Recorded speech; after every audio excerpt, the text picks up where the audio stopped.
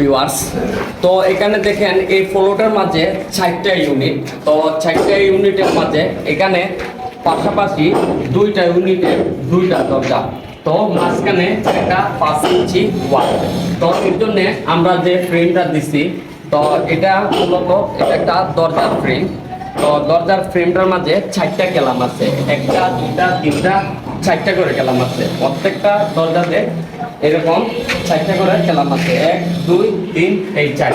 আপনাদেরও দরজার frame fitting করবেন, অবশ্যই 4টা করে কেলাম দিবেন। অনেক মিস্ত্রি 3টা করে কেলাম দিয়ে বলে যে অত বেশি কেলাম দেওয়া লাগবে না। তো মালিকে দিবে কেলাম, আপনার দেওয়ার কোনো সমস্যা হবে না। তো 2 4 10 বছর পরে যদি আপনারা 3টা করে কেলাম দেন, তাহলে যে ফ্রেমের যে এই অংশগুলা থাকে, এই অংশগুলাতে প্লাস্টার করার পর ফেটে যায়।